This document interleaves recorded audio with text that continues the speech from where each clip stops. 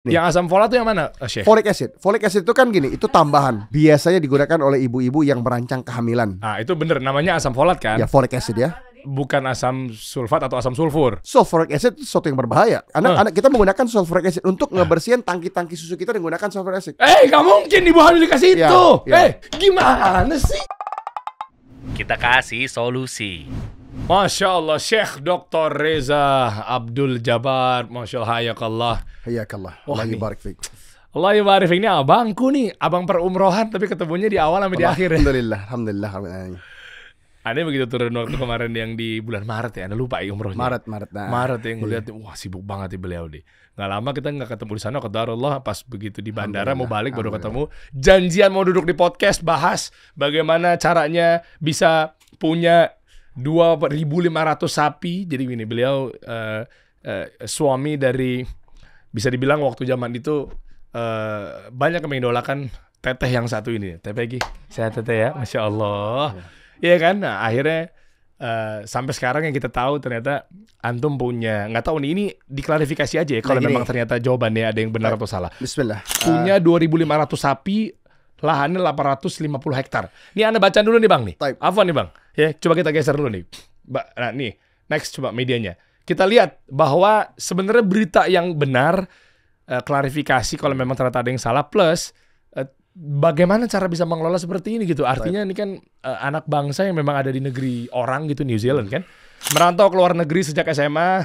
Nah, ini Bang Reza sukses jadi peternak di Selandia Baru. Next. Tuh, profil Reza Abdul Jabbar. Suami baru Peggy Melati Sukma yang memiliki banyak tanah di New Zealand. Anda siapa sih Bang? Next lagi deh. Anda Dr. Reza Abdul Jabbar, warga negara Indonesia, sukses memiliki peternakan sapi perah. Masya Allah. Allahuakbar. Masya Allah nih, Allah berkahin banget bisa begini nih. Banyak banget segede ini Bang. Next. Nah ini mungkin ada beberapa yang tahu, tapi kadang audiens saya jangan-jangan berbeda kan, ada yang belum tahu. Tuh inilah sosok suami Peggy Melati Sukma, saudagar sekaligus imam besar. Masya Allah ya Syekh. Hayakallah. Hayakallah, Allah yubarik fiik. Allah yahayik. Masya Allah. Allah yubarik. Wow. Gimana sih Bang bisa begini Bang? Wallah walakal ham. Ini kadang-kadang begini juga Der. Kalau kita bicara media ada yang benar ada yang kagak gitu kan. Loh, gimana? Jadi kalau bicara data sensus sapi ini ya, subhanallah. Kita beragam. Yang data bilang 20.000, 30.000 juga ada, tapi kagak bener kan begitu. Oke. Kita wallah alhamdulillah atas izin Allah, hari ini kita di kisaran 4.500 sampai 5.000 dan kita bicara di sapi perah gitu ya. Dengan lahan kurang lebih 1.000 hektar. Alhamdulillah rabbil alamin. Ya Syekh, 2.500 ternyata kurang. Berarti ini datanya bener dong, datanya salah. Yang bener 4.500. Ya kita gini, yang namanya kita bicara livestock, dia kan ada yang namanya proses melahirkan gitu ya. Jadi setiap tahun itu kan lahirnya sekian ribu gitu. Jadi kita nggak bisa katakan, jadi jumlahnya itu dinamis bergerak ya gitu ya. Tapi kita jaga di kisaran 4.500 sampai 5.000. Kita nggak mau lebih banyak lagi Der. Bukan nggak mau lebih banyak rezeki daripada Allah, tapi kalau dia nambah banyak banget, berarti lahannya juga mesti nambah kan gitu, mesti beli lagi. Jadi bukan hanya iya, tapi kan Anda punya kapital masih kuat, tinggal beli lagi lah. Wallah doakum. Kita katakan gini, beli satu hal Der, tapi kita juga harus bisa ngurus kan begitu. Di tengah urusan-urusan lain yang mesti kita urus. Jadi kalau bicara optimum ini kan beda-beda bagi setiap orang gitu. Ada orang yang masa optimumnya sekian, ada yang growth mode gitu ya. Ya tapi kan hidup ada banyak urusan. Kalau bahasa simpelnya gitu ya, kita bahasa kita gini, kita punya keluarga yang harus kita urus, ada dakwah-dakwah yang super penting gitu kan. Ada umat, ada masyarakat yang mesti kita urus gitu kan. Oke. Ya, alhamdulillah. Boleh lah. Kalau ngomongin banyak yang diurus, kita bahas dari awal aja nih. Ya. Gimana waktu itu kisahnya?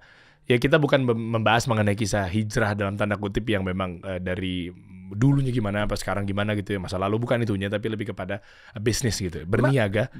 Sembari nggak ada masalah kalau bicara hijrah. Tapi Anda bukan cerita hijrah karena Anda datang sebagai anak-anak kan. Iya. Jadi cerita hijrah mungkin nggak tepat di posisi Anda gitu ya. Karena memang Anda datang sebagai anak, Anda datang ke New Zealand umur 16 tahun Der. 16 tahun ngapain sih? Iya, sekolah. Jadi Anda memang punya keinginan pengen jadi petani. Hah? Dari 16 tahun? Dari 8 tahun, dari umur 8 tahun, alhamdulillah. petani. Sementara stigma petani kan. Allah. Iya. Nah, ini kalau bicara gini, ini erat kaitannya dengan kita punya ayah. Ayah Anda nih, rahimahullah, seseorang yang punya visi ya, dan benar-benar bahasa kita tuh gini ya, seorang ayah that is very strong in the sense of direction and sense of confidence. Tugas ayah tuh. Masya Allah. Oke, sepakat. Tugas pertama dia adalah rahimahullah menanamkan tauhid. Jadi alhamdulillah itu yang utama tuh. Karena kita nggak bisa pisahkan antara tauhid dengan tijarah. Oke. Ya, ini ya kita bahas tijarah, tapi tauhid ini esensi pertamanya. Kenapa? Karena kalau kita mau dagang, rasa kepercaya diri, yakin, punya sense of directions, nggak pernah give up gitu ya, selalu berusaha, itu kan penting. Itu ayah kita yang ngasih itu. Bahasa kita gini, there is no university, no schools in the world that can give you that but your father. Oh, ya madrasah terbaik tuh ya justru ya. Kalau bicara madrasah terbaik, kita bicara ibunda kan? Ya, al-madrasatul ula, ibunda kita tuh madrasah prioritas gitu, bukan ya kan? Ya, tapi masalahnya tentang kepemimpinan, itu ayah. kedewasaan itu ayah. Ya, Masya itu Allah ayah. Ya. Itu ayah. Ya. Jadi bahasa gampangnya gini lah, ketika anak umur 8 tahun, ayah tuh rahimahullah bertanya gini, "Nak, gede pengen apa?" Anak jawab, "Pengen kaya, dagang." Bener pengen dagang. Kalau dagang setiap hari itu Senin, Nak, gitu. Every day is a Monday, kan begitu. Iya, oke. Jadi sebanyak orang pikir kalau dia pengusaha pasti nyantai. Enggak, ini sangat-sangat salah, teman-teman. Pemirsa semua yang ada ini sangat salah. Kalau mau dagang harus siap kurang tidur gitu ya. Kurang libur, kurang waktu sama keluarga, kan begitu. Kan pedagang begitu. Iya. Nah, ketika ayah bertanya demikian, anak jawab demikian, dia nanya gitu. Karena kalau ternyata ya kamu ingin banyak libur, jadi pegawai. Nanti ayah ajarin sekolah mana yang gampang jadi pegawai. Loh, kan pegawai juga kan kerja tiap hari, Bang. Enggak, gini, selalu ada industri baru ya, yang ketika ayah kita satu visi dengan kita gitu ya, memberikan dengan pengalamannya, tentunya dengan ridanya gitu ya, dia akan bisa kasih kita suatu direksi. Jangan sekolah yang semua orang sekolah gitu loh. Ayah Anda tuh gitu, jangan sekolah yang semua orang sekolah. Karena nggak ada gunanya. Orang sekolah itu beda dong, be different. Oke. Wow. Lead the pack gitu kan. Oke. Ikan salmon. Salmon itu nggak pernah dia berenang against the current, berlawanan dengan arus kan. Arus, ya. Ya, yang berenang dengan arus siapa? Sampah. Oke. Ya. Ya, if you swim with the current, you become rubbish. Oke. Jadi itu masalahnya kan. Jadi ketika ayah kita ngomong itu, kita dialog biasa ngomong terus. Ya udah, jadi kira-kira 8-9 tahun diputuskan bahwa pengen dagang, terus dagang apa ya kan gitu. Nah, ngobrol-ngobrol. Oh iya, ada demennya tuh binatang, demennya pertanian, buah-buahan gitu ya. Karena demennya begitu, katanya udah sekolah yang memang beda sama orang lain sekolah, tapi lo demen kan gitu. Oke. Jadi jangan gini loh. Kesalahan kebanyakan para ayah hari ini afwan, ini pandangan pribadi gitu ya. Itu nyuruh anaknya, udah kamu sekolah yang kamu aja, Nak. Udah ayah dukung aja. Nggak gitu dong. Kalau ayah dukung aja, buat apa kita jadi ayah? Tapi kan maksudnya dukung tuh kalau dia nggak keluar dari minat bakatnya dia gitu loh. Gini, minat bakat satu, tapi he also needs to pay. He also needs to pay the bills. Kan gitu. Minat bakat kan satu hal. Pada akhirnya kita harus yakin bahwa apapun yang kita sekolah gitu kan ya, nggak mungkin nggak ada sesuatu yang setiap harinya rosy kan gitu. Mesti ada good with a bad gitu kan. Tapi kalau kenapa passionate? Karena kalau kita passionate, ketika dia susah, kita masih biasa kan gitu. Oke. Karena we love it. Okay. Tapi kita juga harus paham, apapun yang kita lakukan mesti ada hari susahnya kan. Nggak mungkin harinya senang semua. Nggak mungkin panas terus, nggak ada hujan. Ada hujan, ada panas. Okay. Nah, jadi ketika dijawab atau Hana jawab sama ayah nih, ya pengen jadi pedagang, ya udah. Pertanyaannya gini, siap tiap hari itu, setiap hari adalah hari Senin. Jangan nanti komplain, mana weekendnya, mana ininya, begitu ya. Kita ngebangun perniagaan ini kan perlu waktu, perlu perlu usaha, ya, perlu pengorbanan, dan tentunya konsekuensinya kita harus siap berjuang kan gitu. Tapi kalau kita memilih menjadi seorang profesional, tanda kutip dengan pendidikan yang mumpuni gitu ya, yang nggak semua orang punya, bahasa kita secara lifestyle kan gampang. Every weekend off gitu ya, jelas kapan annual leave-nya. Nah, tapi karena itu bukan pilihan, maka kita putuskan bahwa oke, pertanyaan peternakan lah jawabannya. Tinggal kita pilih kemana nih. Dan ayahnya nih, rahimahullah, mengatakan bahwa gini, nah, menurut ayah di antara yang terbaik untuk urusan adalah New Zealand. Nah, ini juga resep dagang nih. Resep dagang tuh gini, kalau udah ayah kita, ibu kita ridha sama kita, senang sama kita, ya udah deh gitu loh. Itu udah pasti absolute greatness. Absolute. Gak mungkin salah. Dibukain semuanya ya? Oh Allah. Contohnya gimana? Contohnya gini, ketika gini nih, Anda kan sekolah kan memang isinya ini aja kan. Di awal-awal selesai Anda sekolah tuh Anda jadi konsultan sebentar lah. Terus ya kita pedagang pengen dagang kan. Jadi kalau Anda nggak pernah ngitung budget der. Nah, kok bisa? Karena gini, kalau kita mau ada akuisisi, mau ada beli apa, Anda telepon aja. Assalamualaikum ya. Waalaikumsalam. Gimana nak? Gini ya, ada begini gimana? Tuh ayah harus menjawab gini dong. Oh iya, kasih ayah 2-3 hari ya. Insyaallah ayah akan istikharah, ayah akan sholat sebentar dengan ibu gitu ya, dengan ibumu. 2-3 hari ayah telepon. Ya tunggu aja. Ayah telepon. Assalamualaikum warahmatullahi wabarakatuh. Gimana ya? Dah, bismillah, langkah nak. Itu aja, udah. Benar ini serius. Duitnya di mana duitnya? Duit ini kan duit kita kan tentu kalau kita pengen beli kita punya duit dong. Kalau nggak punya duit nggak beli kan. Tapi kalaupun kita ada dananya, tentu sebagai kita pedagang kita kan mikir juga nih benar nggak hitungannya gimana ya. Nah tapi elemen bahasa kita gini, restu gitu ya, ridha orang tua kita tuh itu mengambil alih kegalauan der. Iya. Karena kan kita pengen beli nih. Kadang kita pengen beli contoh ada tetangga gitu ya. Kita pengen belinya 80 hektar misalnya. Tapi dia kagak mau jual 80. Dia mau jual 80 sama 55 di sana atau sama 70 lagi yang sebenarnya kita kagak perlu tuh lahan. Pilihannya kan kita maju terus atau kita nggak beli sama sekali. Iya. Kalau kita maju terus berarti lahan kita nyambung kan gitu ya. Iya. Bagus gitu kan. Tapi kalau kita beli juga kita ada operasional kira-kira nambah gitu, ada 70-80 hektar lagi yang misalnya contoh doang. Atau apa ya? Tapi orang gak mau jual sebagian aja ya. Terus gimana dong? Kata ayahnya gini. Ya gak apa-apa nak. Insya Allah beli aja dua-duanya. Tapi kita kagak tahu mesti ngapain yang sisanya itu. Nah ini nasihat ayahnya gini. Kita kalau mikirin hanya untuk senangnya kita aja mau dagang, kita gak bisa jadi pedagang begitu nak. Dia kan butuhnya jual semua. Masa kita mikirin kita cuma mau yang kita. Dia gimana? Nanti ada aja keperluannya tuh. Insya Allah baik. Ya udah, itu kan nggak ada rumus matematikanya nggak ada, rumus bisnisnya nggak ada kan? Iya. Barang gaib kan? Iya. Gimana cara barang? Tapi kalau udah ayah kita ngomong gitu, ibu kita bilang iya setuju. Dah ibu bismillah. Masya Allah. Tahu-taunya der, dan yang 70 itu ternyata lahan bahasa kita ya,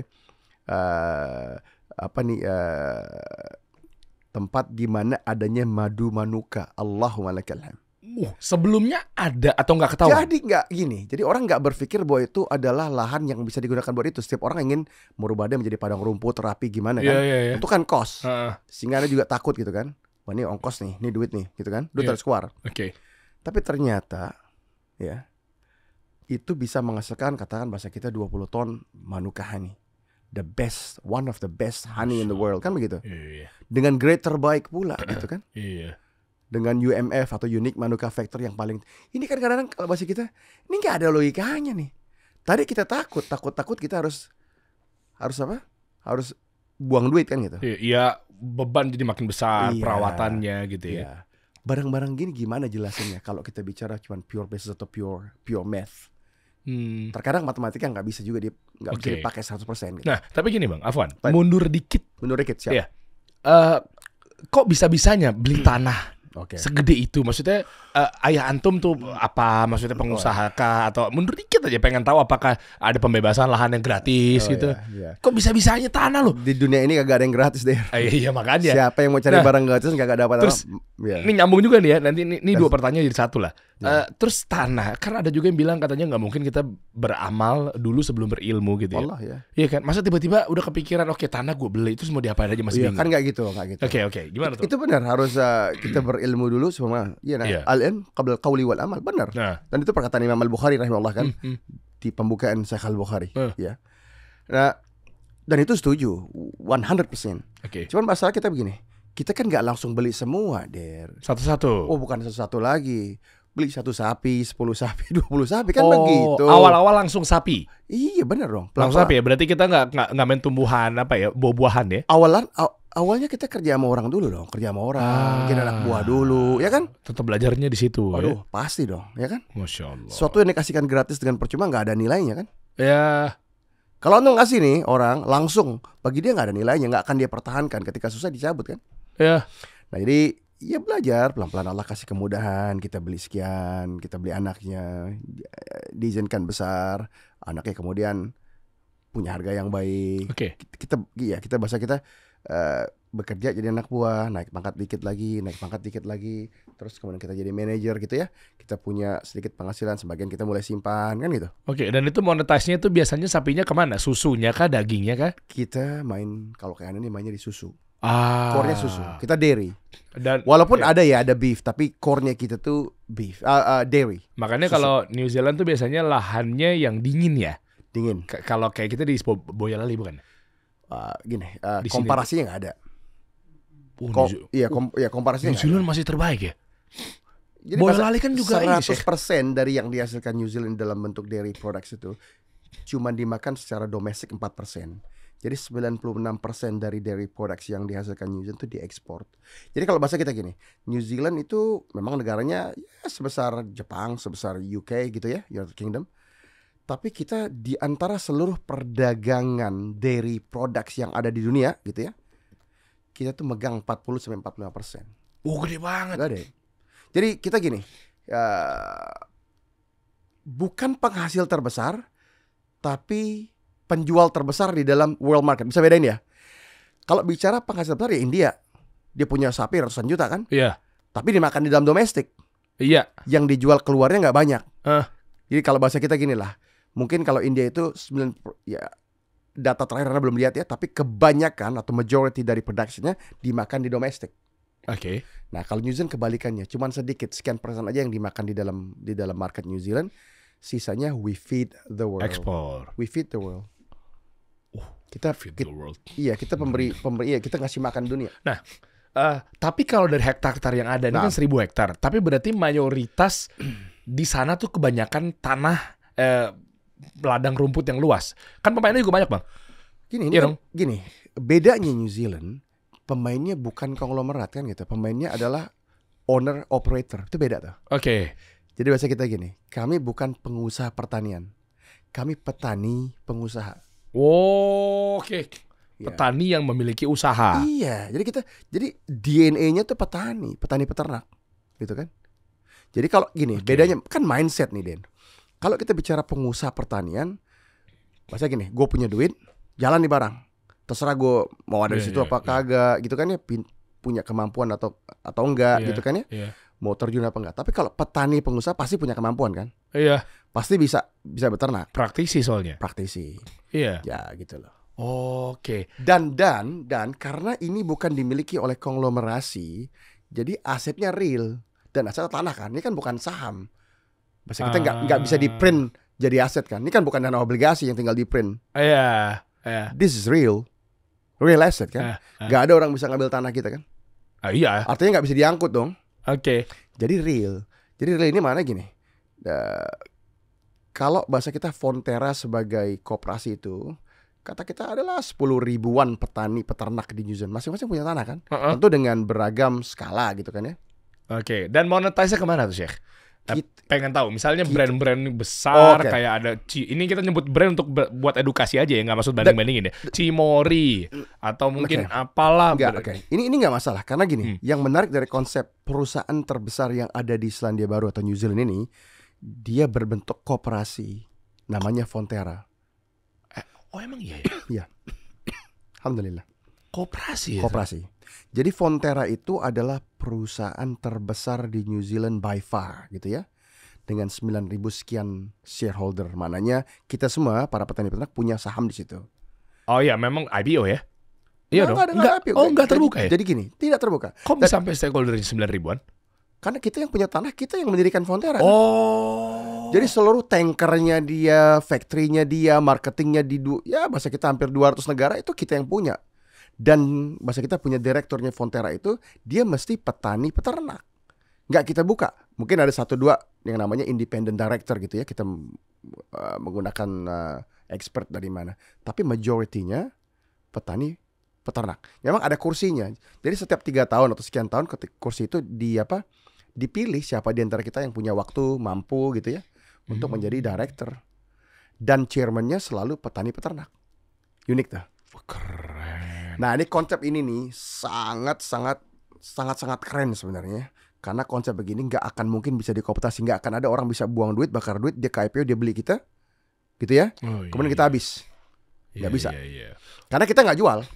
Jadi tidak ada selembar saham Fonterra pun yang bisa dibeli oleh non petani peternak. Tidak ada, berarti no dilusi ya berarti ya. Nggak akan pernah dilusi itu ya. Jadi bahasa kita gini, kontrolnya ada di petani peternak. Karena ketika dia ini dalam bentuk IPO segala macam ya, terkadang kita lupa ada perusahaan dengan valuasi katakan 40 miliar dolar misalnya atau 50 miliar. Menurut kita banyak kan? Menurut Anda banyak gitu kan ya? Tetapi bagi orang-orang yang paling kaya di dunia ini kan nggak banyak. Dia berdua aja beli kan? Habis dong kita. Oke. Iya. Dan DNA bisa berubah tuh ya. Dan depresiasi asetnya dari mana ya? Nggak ada, kecil banget ya. Maksudnya? Karena tanah. Iya kan, kalau investasinya berupa bangunan bisa ada penurunan. Depresiasinya bukan hanya nggak ada, yang ada apresiasi dong. Iya makanya. Iya. Tanah nggak mungkin depresiasi. Karena kita begini, uniknya lagi di New Zealand, kita bukan HGU, kita beli sertifikat hak milik. Alhamdulillah, ini penting nih, ini penting banget. Jadi kita punya sertifikat dengan seberapa aja dan nggak ada batasan. Siapapun yang mau beli lebih silakan gitu. Mau beli lagi silakan. Ada duit, ada barang, beli. Sertifikat hak milik. Wow. Jadi ada keamanan di situ. Jadi orang berani berinvestasi ya. Karena tahu dia aman.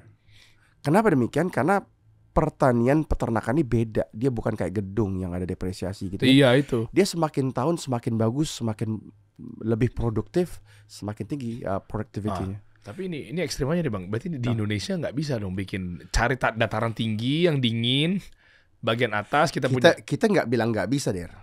Nggak ada cerita nggak bisa gitu ya. Semuanya itu mungkin dan dengan adanya goodwill. Cuman tentu ada beberapa faktor yang harus bermain, misalnya gini ya, regulasi yang cukup berpihak buat petani dan peternak gitu ya. Adanya bahasa kita gini, adanya goodwill dari pemerintah untuk benar-benar menyokong industri ini. Karena ini kan industri yang sangat vital. Bahasa kita gampang kayak gini deh. Sebuah negara sebenarnya sejatinya nggak bisa kita katakan berdaulat dan merdeka kalau dia tidak berdaulat secara pangan. Wow. Iya kan? Ini pas lagi anget-angetnya nih harus pada denger nih 3 orang tuh. Iya kan? Karena negara itu nggak bisa berdaulat kalau dia nggak bisa kontrol pangan. Iya. Kalau kita masih impor. Dan yang menarik di dunia maju itu, pangan yang masuk atau supply, stok pangan itu cuman ada 20 hari. Nih banyak orang nggak ini. Masa iya? Iya, 20 hari. Stok. Oke. Most countries only have 20 days of logistics in a country. Oke. Nah, tapi negara-negara berkembang ada yang cuma 6 hari, ada yang cuma 8 hari. Tentu nanti ada variasinya ya, ada yang lebih. Maksudnya gini lah, kalau kita katakan 20 hari, kalau 20 hari nggak masuk satu kapal pun gitu ya, nggak masuk satu pesawat pun, apa yang terjadi dengan stok kita di? Wow. Nah, itu kan yang dimaksud gitu. Nah, makanya saya nonton tuh, pernah ngeliat tuh. Nah, adalah sahabat-sahabat saya gitu, orang-orang pinter 3 orang. Nah, ngobrol tuh mereka bertiga tentang krisis pangan apa segala macam. Katanya malah susah dapetin pupuk para petani. Nah itu sebenarnya kuncinya di mana tuh? Itu menarik ya. Karena itu pupuk di Indonesia susah kan? Sedangkan sebagian pupuk itu di New Zealand datang dari Indonesia, itu luar biasa. Nah itu kan gimana tuh ya? Soalnya mereka bertiga saya nontonnya lucu aja sih. Ana nggak bisa komen benar ke situ karena kita nggak paham. Ana nggak paham apa yang terjadi di Indonesia dengan seluk-beluknya. Tentu kita. Nah justru kita mau belajar kan, antum kan insight-nya kan dari New Zealand. Memang yang mudah pupuk, memberdayakan petani, pangannya nggak krisis. Gini. Itu loh maksudnya. Ini. Paling sekarang El Nino kan mau datang juga. Kemarin Bu Menteri Keuangan bilang juga bahwa itu bisa nantinya menghambat, bahkan bisa krisis. Naudzubillah gitu, pangannya gitu. La qadarullah. La qadarullah. Oke. Begini, kita kalau bicara El Nino kan tentu kan weather pattern ya. Iya. Bisa El Nino, bisa La Nina.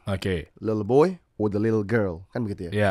Kami para petani sangat cinta sama program di TV itu pada saat perakiraan cuaca. Itu kalau bahasa kita gini, di New Zealand itu news itu jam 6 sore sampai jam 7 gitu ya.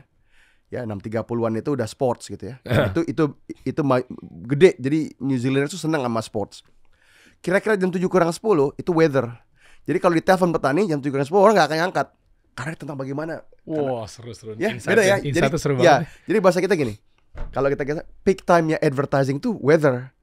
Oh gitu. Nah, ini kan demografi media yang luar biasa kan. Berarti iklan bayarnya mahal tuh di situ. Bayar mahal. Kenapa? Karena kita semua kan ini denyutnya nadinya New Zealand kan gitu. Kita New Zealand satu di antara sangat sedikit lah negara maju ya yang basisnya bukan industri tapi pertanian. Asik.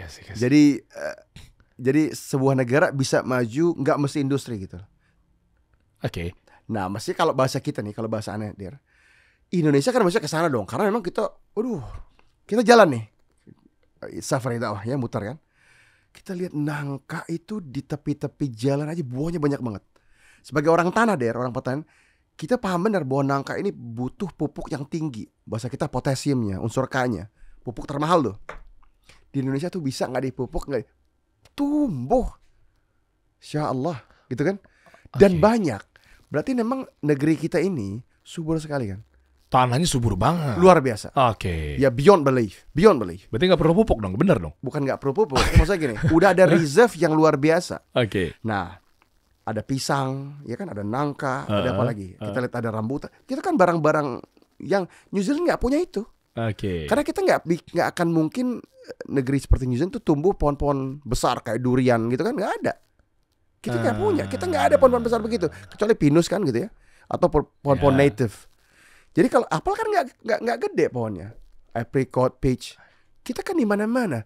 Nah, cuman kesalahan kita adalah kalau kita ambil terus, dipanen terus buahnya dan nggak diganti itu pupuk, akan terjadi depletion kan? We are depleting the soil gitu lah, of the fertilizer that it needs.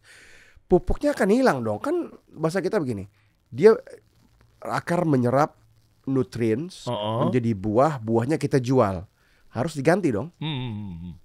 Dan ini yang terjadi dengan beberapa daerah yang mengatakan, wah kita punya misalnya Padang Mangatas, di Aceh punya di mana gitu, tempat-tempat lain juga. Cakep nih, ini kayak New Zealand nih, tapi di Indo. Tapi kenapa sekian tahun dia kok kayaknya warnanya makin kuning gitu ya? Iya, atau apa? Karena apa sih? PLTU, oknum-oknum PLTU itu ngaruh nggak ke polutan? Gini. Kalau bicara PLTU, setiap negara juga bersandar untuk urusan listriknya dengan berbagai macam ya, PLTU kah, PLTN kah. Cuma kan diatur sama negara biar nggak ada nggak over limit gitu, makanya jadinya kan simple, nggak dipupuk. Semua yang namanya savana, padang-padang itu siapa yang ngupuk? Karena setiap orang berpikir ini gratis kan gitu. Tapi kan kita yang paham pertanian tahu nggak bisa begitu. Kalau kita taruh sapi ke situ, berarti nutrients daripada rumput itu akan menjadi daging sapi yang dikonsumsi. Mesti diganti. Itu nggak gratis gitu loh. Permasalahannya bisa nggak pakai APBN untuk dengan menaruh uang di situ? Bisa nggak? Sarannya gimana tuh? Sarannya gini, petani harus mengganti kan. Harus menjadi budgetnya dia ketika dia menjual daging, menjual susu atau kambing dan segala macam harus diganti. Ana bukan orang yang setuju dengan subsidi. Ini mohon maaf, ini posisi penting ya. Ini bahasa kita gini, setiap orang punya standing position. Dan itu fair-fair aja, kita melihatnya macam-macam kan. Kenapa? kita katakan kita nggak setuju dengan subsidi? Subsidi itu melemahkan. Karena dunia global ini kita harus mampu bersaing dengan other nation, antar negara-negara lain. Iya. Negara yang disubsidi membuat petani, peternak atau produsen jadi lemah. Karena sesuatu yang dikasih gratis terkadang nilainya rendah. Kita tidak kita hargai sama kalau kita harus belikan gitu. Oke, dari segi kualitas. Enggak, artinya gini, sebagai loyal. Enggak, sebagai pedagang, kalau dairy harus beli pupuk, harus bayar sekian rupiah gitu ya. Tentu kita akan jaga, jangan kehujanan, kita akan kasih pada saat yang tepat gitu ya. Kita nggak bilang gratis ini gitu. Tapi kalau gratis kan terkadang apa yang terjadi di transport ya kurang diperhatikan, terkadang basah, adanya rembes gitu kan ya, rusak tuh barang. Ataupun kita merasa ya udah dah, kita pokoknya yang penting kita pupuk gratis ini gitu kan. Kan nggak boleh mentality seperti itu, nggak boleh. Karena kalau kita bicara nutrien, pupuk itu adalah nutrien yang sangat-sangat penting kan. Jadi kita harus ngukur kapan waktu terbaiknya. Kira-kira dengan curah hujan berapa. Oke, nah ini Anda dapat insight nih jadinya nih. Siap. Tadi Antum bilang bahwa bagus, bahwa pupuk itu nggak boleh kena air apa segala macam gitu kan. Dijaga, nggak boleh terpapar sinar matahari yang terlalu berlebihan. Sebenarnya kemarin Anda ngundang Bapepti. Jadi badan pengolahan dia gimana di Indonesia dijelasinnya bantu untuk di bidang pangan, pertanian dan seterusnya. Jadi taruhlah di beberapa lahan nanti ada gudang-gudang ya, ada kayak semacam gudang penyimpanan, storage apa segala macam sehingga nanti barang-barang tuh petani-petani naruh barang-barangnya di sana udah disiapin sama pemerintah. Tapi ada yang terbengkalai. Ada yang mangkrak gara-gara mungkin agak males naruh di situ petani-petani oknum-oknum tertentu gitu ya. Padahal pemerintah udah ngasih APBN ke sana. Kemarin Pak Ketuanya juga sudah bahas itu dari Kementerian Perdagangan juga bantu juga dan seterusnya. Nah, artinya berarti balik lagi ke orangnya dong. Meskipun sudah dikasih subsidi, tapi kalau dari petaninya juga mindsetnya gratis ini, bener. Males gue taruh di gudang padahal gudang udah disediakan oleh Bapepti gitu ya. Gimana ya permasalahannya, Bang? Nah, ini tentu cara pandang ya, ya. Anda mandangnya gini Der, simple ya Der. Kita tidak memuliakan petani gitu ya. Coba hitung. Papaya sekilo berapa ya? Dari tahu nggak harga pasar? 9.000, 10.000. 10.000 ya? Iya, segitu kan ya? Kalau nggak salah ya. Iya, kan berarti kan gitu ya. Hitungan kita berarti pedagang itu kalau beli paling banter 5.000 ya. Iya. Menurut dari berapa pedagang pengecer itu belinya berapa? Ya anggaplah 50% lah. Paling pol ya? Iya. Ya, oke. Berarti petani tentu ada logistik, tentu ada pengumpul gitu ya bahasa kita. Sehingga petani cuma dapat berapa kira-kira? Dari tengkulak nih? Iya. Pengumpul tuh tengkulak Indonesianya. Di Indonesia gini. End consumer 10.000. 10.000 end user betul 10.000. Ya, end consumer ya. Yeah. Kemudian di sini kita ada yang namanya retailer ya. Yang mungkin beli dari 5.000. Rasanya nggak mungkin lebih dari itu. Karena ada yang busuk, ada penyusutan, ya kan nggak laku semua gitu kan. Mundur terus lagi. ada transport, ada tengkulak segala macam. Perkiraan, karena ini kan bahasa kita perkiraan. Petani cuma dapat 3.000 rasanya begitu. Wah iya juga ya. 3.000 Der, itu harga yang sangat murah. Prihatin Anda. Karena 3.000 itu nggak mungkin seorang petani bisa menghasilkan buah sebagus itu cuma dapat 3.000. Nggak akan mungkin ya rasa kita dia mampu beli pupuk untuk mengganti nutriensnya. Oke. Ya mangga kita putar di Jogja di mana 8.000 sekilo dijual di depan. Langsat di Kalimantan Barat. Ini pengalaman pribadi Der. Ya. Anda kasih disclaimer, Anda nggak ngaku expert untuk urusan Indonesia. Tapi kita fair. Langsat itu 15.000 nggak ditawar gitu ya. Kita nggak sampai hati gitu dengan harga itu. Oke. Itu harga dia senang gitu loh. Tapi kan kita nggak tahu. Mungkin kalau orang lain mungkin Pak 2 kilo 25 ya Pak. Terserah lah berapapun ya. Berarti paling-paling dia tuh dapat 8.000 kan begitu. Iya. Berarti petani langsatnya, Antum tahu langsat kan? Tahu. Kalau di Kalimantan Barat kita bilangnya langsat bukan duku gitu. Iya langsat duku ya. Jadi mungkin petani cuma dapat 4.000. Nanti teman-teman yang komentar coba kasih tahu yang kalau petani berapa sebenarnya harga. Kita memang harus bawa bahasan kita ini ke real value kepada petaninya berapa. 4.000, kalau 4.000 atau paling pol 5.000, kira-kira Der.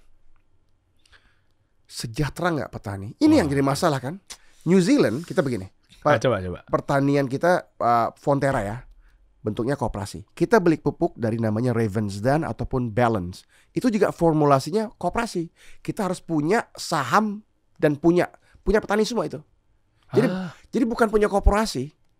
Oke. Gitu ya. Apalagi urusan retail store, keperluan kita semua barang-barang kita pengen. Ya bahasa kita kalau di farm susu kita bisa beli kebutuhan, bisa beli pupuk, bisa beli apa, bisa beli. Bahkan kita bisa beli mobil gitu ya. Nggak semua mobil, berarti gini, ada beberapa brand yang kita dikasih diskon karena bulk order ya, kalau bisa Toyota mungkin, Ford di situ ya. Ada beberapa lah Mazda gitu ya, yang memang kebutuhan petani banyak di situ gitu ya. Itu juga bentuknya koperasi. Nanti genetik untuk urusan inseminasi buatan, Livestock Improvement Corporation dan yang lain, itu juga bentuknya koperasi. Gila, gue baru tahu loh. Ya. Oh, ini insight banget nih buat pemerintah kita nih. Kenapa koperasi penting? Karena koperasi nggak akan mungkin tergadaikan. Kan saya sudah jadi duga gini, tuh. Kita nggak akan pernah jual harga diri kami sebagai seorang petani. Iya. Jadi dari A sampai Z, ya, kami menghasilkan pupuknya, kita punya koperasi. Jadi nggak akan kita beli di harga pasar. Tapi nanti keuntungan dari setiap tahun itu ada rebate, ada dividen yang balik lagi ke petani dan peternak. Iya. Inseminasi buatan, artinya tahu kan tuh inseminasi buatan, semen. Iya. Ya, maksudnya kita spermanya sapi itu. Iya. Yang kita untuk mengawinkan. Reproduksi lah apa segala macam. Ya, macam. reproduksi ya. Iya. Dan data recordingnya. Sehingga sapi-sapi kita itu kita bisa tahu siapa bapaknya, siapa kakeknya, 3, 4, 5 generasi ke atas.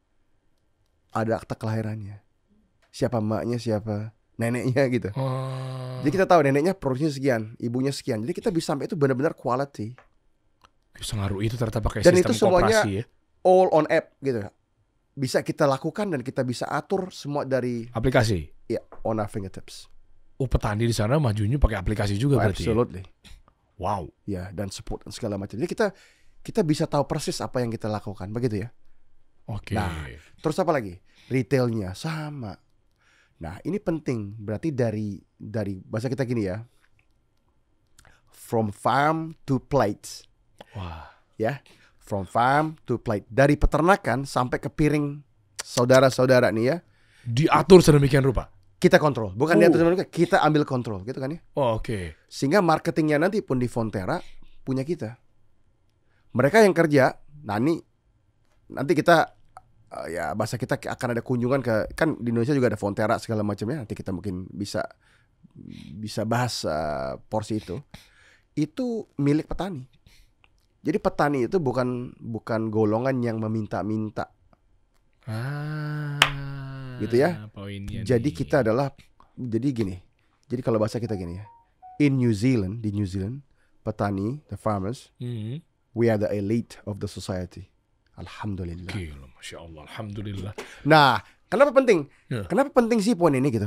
Dan ini memang poin dasar adalah kita pengen mengatakan bahwa kalau kita nggak muliakan petani ini, nggak ada yang mau jadi petani. Anak muda mau jadi petani, enggak. Ini, ya kan? Karena gimana? Hitungan mereka ini nggak mumpuni, tidak sejahtera gitu loh.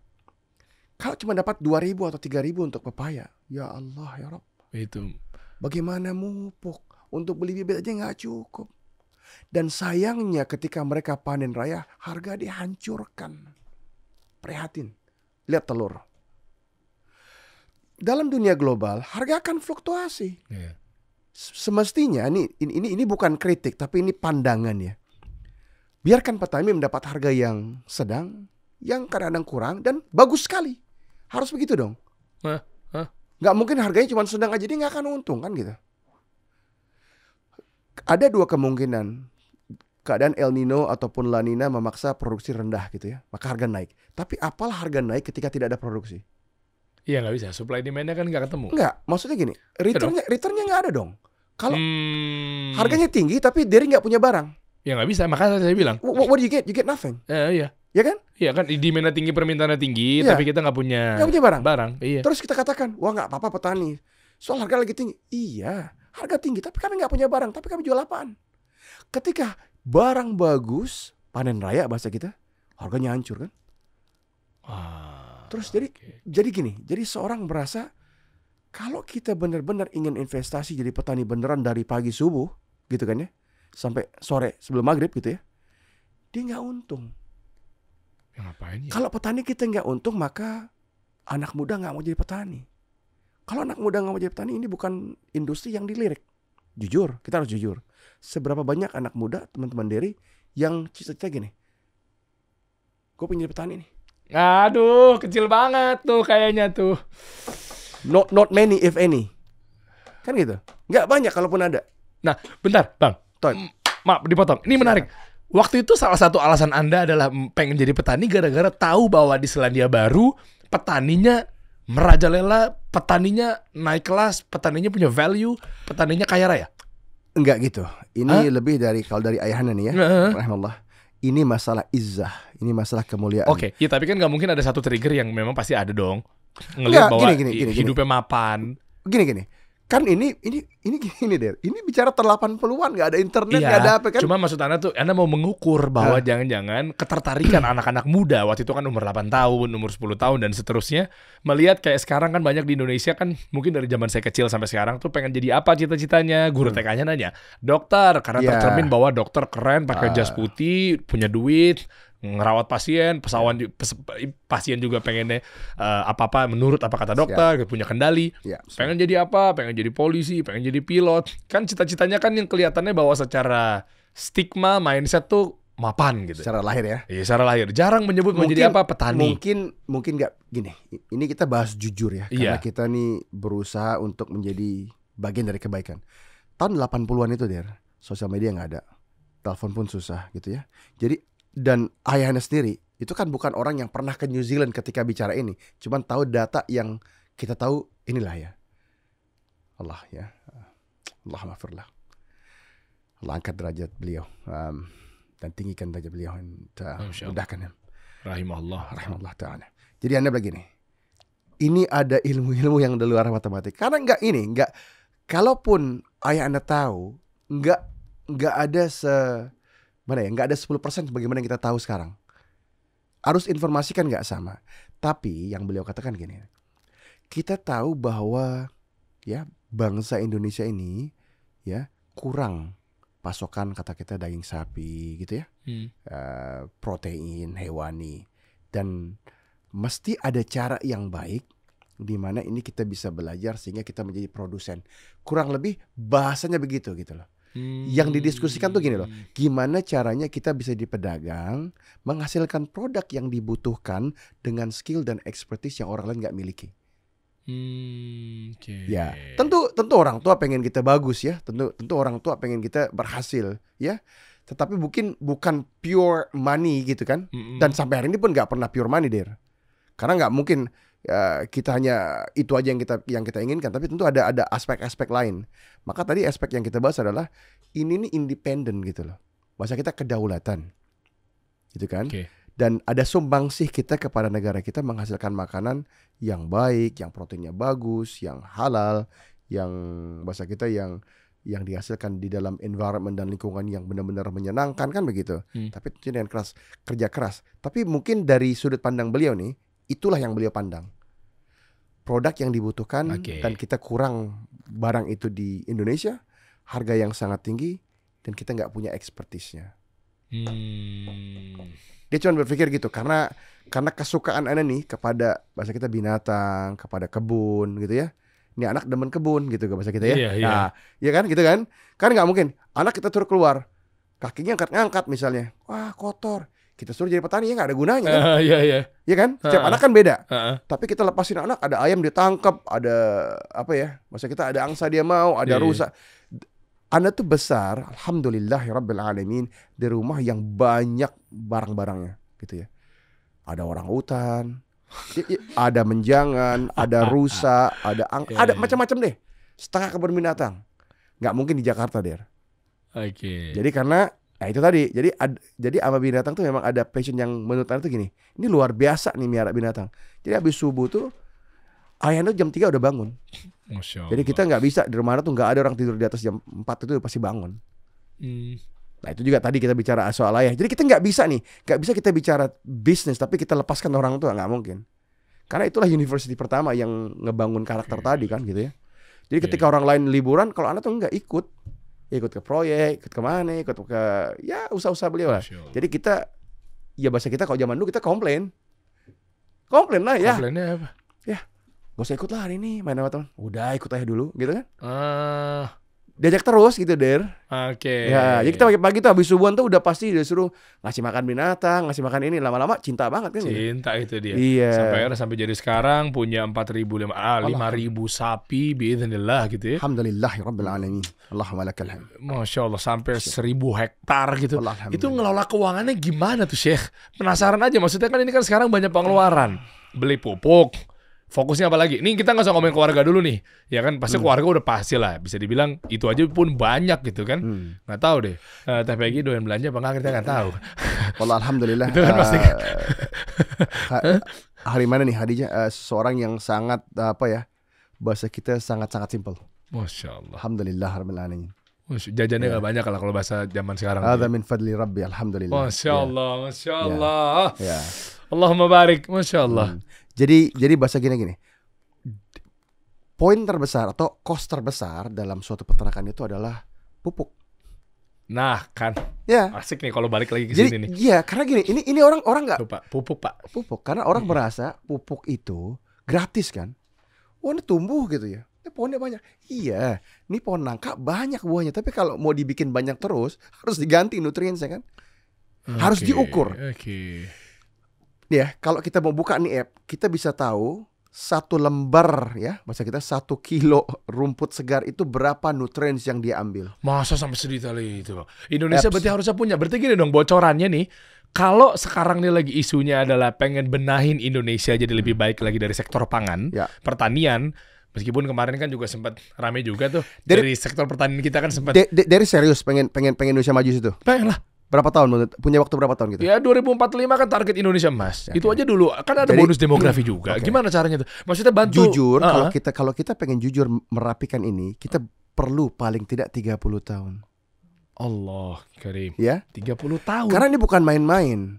New Zealand yang kita saksikan ini udah bermula dari tahun 1900-an gitu loh. Jadi kita berpikir uang saja tidak cukup. Anak-anak muda yang bisa kerja juga. Kita menghadapi anak-anak muda yang hari ini malamnya di mana? Ngopi dia sampai malam. Kita maunya anak-anak, kalau mau dia serius, kita mau habis isya dia tidur kan? Kita mau dia bangun jam 3. Nah ini coba, ayo. Ya kan? Jadi boleh dapat bocorannya Bang. Kira-kira nih, jadi para yang pengen benahin negeri kita di tanggal 14 Februari 2024 nanti start nih dari situ, gitu ya. Nah kira-kira bocorannya yang pada gaungkan bahwa katanya hampir yang mereka itu, ya bapak-bapak kita yang terhormat itu bilang bahwa saya akan memajukan pupuk aja susah. Jadi pain point-nya adalah pupuk selalu menjadi isu. Gimana? Pertanyaan anak muda biar cepat atau mau nantinya di visi misinya ikut jadi petani. Satu pertanyaan. Ketika pupuk itu susah, kenapa dia tersedia untuk diekspor ke pasar luar? Kan ini aneh kan? Tawaran buat Anda aja untuk masukin ya. Assalamualaikum Ustaz. Begini nih. Mau nggak gini? Ada. Mau berapa? 30.000 ton? 50.000 ton? Itu bukan cuma sedikit gitu, 1 orang. Dan itu dari dan kita harus jujur ya. Bukan masanya lagi kita bicara yang berbelit-belit ya. Kita harus sampaikan kepada publik bahwa barang-barang demikian tuh ada, tapi terekspor. Kenapa? Di saat yang sama petani nangis kurangnya pupuk ya. Gitu ya. Gitu kan. Terus apa lagi? Dan dia ini pakan lain misalnya kayak ampas sawit. Hampir semua yang kami gunakan di New Zealand dari Indonesia. Ada dan masih masuk hitungannya kan gitu. Setelah dia diekspor dengan ongkos kapal, bongkar, muat sampai ke peternakan masih masuk. Berarti seharusnya barang ini harus tersedia di pasar domestik dengan harga yang lebih murah. Fair nggak? Oke, fair. Analisa gampangnya kan itu ya. Pupuk mestinya digunakan dulu di dalam pasar domestik sehingga tercukupi kebutuhan petani dan peternak. Ya. Gitu ya. Oke. Baru sisanya kita ekspor. Fair? Oke. Tapi gini kali Bang, ini bukannya gimana-gimana nih, bukan arah membenturkan deh. Enggak, Kalau saya lihat dari sisi positifnya, jangan-jangan mungkin Indonesia justru akan bangga ketika lebih banyak ekspor dibanding impor. Maka dari Bisa itu, jadi. untuk menjadikan devisa negara kita jadi lebih baik lagi, ya sudah kita jor-joran aja kita ekspor ke New Zealand apa segala macamnya. Terlepas dari lokal kita kan jadi sengsara nih, misalnya karena kekurangan pupuk misalnya. Ya. Nah, terus itu bukan langkah yang baik. Lihat dari sisi ekspornya ya. Oh jelas, kita apresiasi itu kan. Oke. Nah, tapi kan tadi kita bahas pupuk. Pupuk ini kan elemen terbesar dalam suatu sistem pertanian. Oh iya dong. Bagi kami itu elemen terbesar. Oke. Kenapa? Karena kalau kita tidak punya nutrients, tidak ada pupuk yang bisa digunakan, maka tidak tumbuh rumput, tidak tumbuh palawija, tidak tumbuh lobak dan tanaman penyangga lainnya gitu ya yang kita gunakan. Apalagi kita 4 musim. Di winter dan spring nggak ada yang tumbuhnya remah. Kita harus berpikir sekarang bagaimana apa yang akan kita makan atau apa yang kita tabung di musim dingin kan gitu. Oke. Suatu yang memang bahasa kita keniscayaan di negara 4 musim. Apalagi New Zealand lebih dingin kan? Iya. Dingin, sangat dingin ya kan gitu. Nah, pupuk ini esensinya kalau kita punya lahan, dia rapi, bagus, terus kita nggak usah pupuk aja 5 tahun. Dia akan turun dong kinerjanya. Bahkan akan sampai kepada posisi di mana dia tidak lagi produktif kan. Dan kita ukur itu setiap bal, katakan ada rumput yang kita gunakan sebagai suplemen, kita tahu persis berapa nilai N-nya, nilai fosfatnya, nilai potasium, unsur K-nya di dalam reserve makanan itu kita hitung.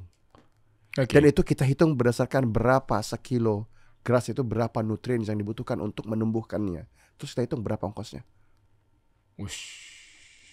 Jadi bahasa kita gini, 1 kilo rumput yang dihasilkan di New Zealand itu kita butuh pupuk di kisaran 8 sampai 10 sen. Jadi siapa yang tidak mampu berhitung secara cermat akan rugi. Bukan rumput kayak ditunjuk aja nih, ini rumput enggak, itu ada ongkosnya. Setiap kali, ini contoh ya. Ini mungkin kalau terlampau teknis kita tinggalkan diskusi ini. Nggak apa-apa. Kita pengen menumbuhkan rumput buat suplemen. Kemudian kita potong. Kita tahu ini untuk menggantinya kita butuh katakanlah ya 100 kg urea per hektar dengan 100 kg MOP, muriate of potash. Esensinya unsur K dalam bentuk yang paling konsentrat. Nanti kita ukur lagi berapa kalsiumnya, berapa magnesiumnya, berapa seleniumnya, berapa cobalt sulfate, berapa B12-nya. Semua kita hitung. Berapa magnesiumnya. Jadi segitunya. Kenapa? Karena kita nggak akan mungkin bisa menyangga produksi ketika nutriennya nggak kita resupply. Jadi tahu nih ya. Makanya kalau dikorupsi dari sektor pertanian nggak bakal bisa tuh ngejar begituan tuh. Ya kan karena untuk memenuhi kebutuhan mungkin ada ini oknum lah ya, ada koruptor yang pengen memenuhi kebutuhan yang mungkin istrinya pengen beli belanja barang-barang mewah, ada yang anaknya dibeliin mobil mewah, rumah mewah. Jadinya kan nggak ke situ akhirnya. Padahal sementara sesignifikan itu untuk ngurusin rumput. Contoh diesel ataupun Pertadex lah kalau di sini kan. Solar udah nggak ada lagi. Ya, diesel lah. New Zealand nggak pernah punya solar, kita punya Pertadex itu. Euro 5 atau Euro 6 sekarang. Di sini 16 ribuan ya. Pertadex. Aduh, saya nggak pakai diesel tuh. Ya 15 ribuan. Kalau 16 ribu gitu ya katakanlah ya. Jadi $1 New Zealand 9.600. Ya katakanlah sekitar 60 lah ya. Iya. Kita itu Pertadex atau diesel itu di $2.30 lebih mahal. Kenapa jadi mahal? Memang mahal. Memang kan New Zealand tidak punya diesel, semuanya dibawa kan. Terus bensin ya 91 itu di kisaran bahasa kita ya tentunya berfluktuasi ya. Dan itu hampir dekat ke $3 seliternya. Jadi bahasa kita di sini kalau kita bicara Pertamax yang 92 itu kan mungkin di kisaran berapa? 13.000? Ya, segituan. Gitu ya. Jadi kalau New Zealand itu 27.000 gitu ya. Jadi petani New Zealand kan harus bayar ongkos itu kan, fuel dan bahan bakar. Iya. Ya. Hasil yang dihasilkan harus bisa bersaing dengan harga global di dunia dari mana pelosok dunia pun dia dihasilkan kan gitu. Nah ternyata kalau kita terus atau berambisi mensubsidi, petani kita nggak jadi independen, nggak jadi keren, nggak jadi cakap gitu ya. Karena selalu berharap bantuan. Dimanjakan. Sedangkan kalau dia harus beli di harga pasar, maka dia akan sangat berhati-hati dengan 1 liter diesel itu, 1 liter bensin. Ini. Iya kan? Kan jadinya jadi mindset ini. Nah, tapi argumennya kan begini. Sebagian mengatakan, oke, New Zealand bisa begitu saat ini. Bukankah dulunya ada subsidi juga? Benar. Nah, kan ini tentu masalah regulasi. Tentunya Anda bukan orang yang pantas bicara soal regulasi karena kita bukan pakarnya kan gitu ya. Kita bicara teknis dan produksi. Nah, jadi kalau kita bicara itu mungkin sebagian punya pandangan, biarkan kita subsidi dulu sampai petani cukup kuat. Kemudian kita kasih masa atau kita kasih transisi 10 tahun, kita katakan kepada para petani, Pak, Ibu gitu ya, kita jamin subsidi pupuk, bensin, bahan bakar selama 10 tahun ke depan. Kemudian akan kami tarik pelan-pelan. Dengar. Nih ya? Cocok nih gua. Aduh, teman keren banget nih obrolan nih, Masya Allah. Masya Allah. Iya itu. Kan azasnya keadilan kan begitu ya. Azasnya keadilan. Harus ya. Iya. Jadi kalau kita begitu kan jadi terbantukan petani kita. Dan tentunya kita berharap dalam 10 tahun ini ada peningkatan productivity gitu kan ya. Ada masuknya anak-anak muda yang ingin bertani kan gitu. Kalau anak muda masih nggak mau bertani, kita nggak akan punya industri pertanian peternakan yang mumpuni. Itu kesimpulan. Berarti harapannya ketika memang kita fokus dan serius menangani industri pertanian dan seterusnya, yang tujuannya kan memang 10 tahun yang lalu ketika di era pemerintahan kita kan harapannya Indonesia mendapat pertumbuhan ekonomi sampai 7%. Target loh. Target. Tapi nyatanya sekarang 5% aja mentok. Nah, 5% itu sebenarnya nggak jelek deh. Dalam iya. negara-negara yang maju nggak dapat 5% kan? Betul, tapi kan ada target yang memang kok berani ngeset target 7%. Artinya kan berarti kan sudah diproyeksikan, sudah diforecastingkan bahwa ini kayaknya bisa nih dengan berbagai macam sektor. Ketemulah oknum-oknum koruptor. Nah, yang jadi masalah adalah ketika APBN mungkin tidak digunakan dengan baik, disalurkan untuk subsidi pangan misalnya, pupuk.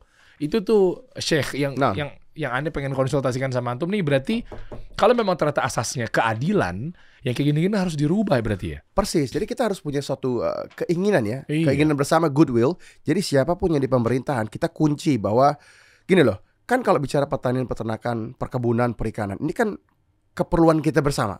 Artinya bendera apapun, maknanya partai apapun yang kita berada, mestinya kan ini common goal. Ya kan? Jadi kita nggak mesti bertarung di situ. Kita sama-sama setuju bahwa kita harus tingkatkan produksi pangan kita. Ya kan? Pangan, iya. Nah, gimana kalau kita kunci selama 30 tahun ke depan, ini yang akan menjadi suatu misi bersama, gitu kan? Jadi jangan sampai nanti 10 tahun berganti pemerintah atau 5 tahun berganti pemerintah juga berganti objektif. Isunya begini. Di awal pemerintahan 2014 itu bergantinya pemerintah, beberapa pakar mengatakan bahwa kita bisa subsidi ternak, maknanya daging, dalam waktu 3 tahun. Ya, itu kan yang digemborkan gitu ya. Kita nggak paham siapa yang bicara demikian. Karena bahasa yang paling gampangnya gini der. Sapi punya masa gestasi ataupun gestasi itu apa? Kehamilan sapi itu kan 9 bulan 10 hari, sama kayak manusia ya. Berarti katakan hampir setahun dengan proses inseminasinya. Kemudian maka lahir ya. Artinya kalau kita kawinkan sapi itu di bulan Agustus, atau di bulan November, dia akan lahir di bulan Agustus, gitu ya. Lahir kan masih kecil. Dia 2 tahun kemudian baru bisa mencapai katakan berat 400 kilo lah ya. Ideal, kalau ideal. Jadi itu udah mengambil waktu selama 3 tahun. Apakah mungkin stok ternak yang baru lahir dalam 3 tahun itu langsung mengembalikan subsidi apa nih bahasa kita swasembada? Kan nggak mungkin. Nggak proses, nggak mungkin. Padahal ketika lahir di usia 2 tahun itu atau setahun kehamilan ya, 9 bulan 10 hari itu 2 tahun dia menjadi besar, ini masa sedang dia akan melahirkan lagi kan gitu. Idealnya dia melahirkan lagi, kita tunggu lagi 2 tahun. Jadi satu cycle itu kan bisa 4 tahun kan? Atau 5 tahun. Jadi maka kita katakan, kalau kita benar-benar berambisi, maka kita juga harus punya plan, punya target yang benar-benar rasional. Ya, kalau bahasa kami, not pie from the sky. Bukan kue dari langit. Data yang kita cuma hayalkan saja. Berarti dari segi ekonomi juga plan-nya juga harus jelas tuh ya. Jelas. Karena gini, para expert di Indonesia berbeda pandangan tentang berapa sih sebenarnya jumlah sapi potong yang ada di Indonesia. Anda sampai hari ini belum pernah punya data yang akurat. Pertanyaan ini pertanyaan buat pemirsa di rumah ya. Ya. Berapa? Jadi banyak teman-teman kita deh yang udah jadi dekan kan kita banyak kan, karena anak sekolahnya ini kita punya banyak teman-teman kan di Unhas, Tadulako, di Brawijaya, Pajajaran, IPB, ya seluruh lah ya. Karena juga aktif ngajar juga ya, mungkin di hampir 20 universitas ini urusan pertanian ini. Okay. Jadi kita tahu dan datanya nggak ada yang merasa confident ataupun yakin ini datanya nih. Nah, kita kan harus punya data dulu, berapa data kita. Terus target kita berapa? Kabarnya, ini kabar konon keperluan kita untuk itu 5 jutaan ekor per tahun. Kalau lagi-lagi ini konon ya, ini bahasa kita diperkirakan jumlah sapi kita sekian juta atau 6 juta gitu ya. Kan nggak mungkin kalau kita punya 6 juta kita pengen potong 5 juta. Iya, enggak mungkin kan? Mungkin lah. Iya, rasionya terlalu besar. Sehingga semua petani atau peternak, maafkan Anda kalau mengatakan petani, karena kami beli makanan DKI petani bukan peternak. Karena kalau peternak hanya urusnya kan domba, ataupun kambing, ataupun sapi, ataupun rusa. Tapi kita mengatakan kita petani karena kita juga involve atau terlibat langsung urusan pertaniannya, yaitu untuk rumput, lobang, pupuknya. Jadi lebih petani gitu ya, karena seorang peternak tanpa pertanian dia nggak akan bisa exist. Karena ongkos nih ya, lagi-lagi ini data yang cukup valid.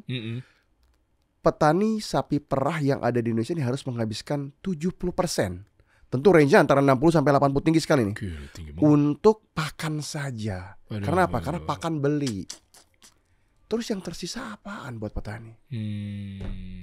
Berarti petani juga harus bisa pintar mengatur keuangan ya, Bang ya? Absolutely. Nah, jadi makanya gini. Ada definisi. Kira-kira kalau ada seorang mengatakan, apa sih definisi seorang dairy farmer? Petani sapi perah. Kira-kira dari gimana? Ya bukan bidang saya nggak tahu tuh. Apa tuh? Kita menyimpulkan bahwa paling tidak Anda sendiri ya. Jadi seorang petani sapi perah itu adalah seorang nutritionist, ya, ahli nutrisi, botanis, ya, seed specialist, tentu tentang biji-bijian, bagaimana yang ditumbuhkan gitu ya, human resource manager, pengatur orang. Machinery specialist, karena kita mau nggak mau kita harus bisa di traktor, harus bisa di bulldozer, harus bisa di ekskavator. Ini kan barang yang harus berlaku kan. Water and electricity specialist. Kita harus ada listrik, kita ada air, gitu kan ya. Terus apa lagi? Reproduction, ya, animal scientist, ya. Dan yang menarik, sisi lainnya adalah kita juga harus bicara tentang teknologi dan engineering kan. Selalu banyaknya engineering dalam sistem pertanian peternakan kita yang harus kita maintain.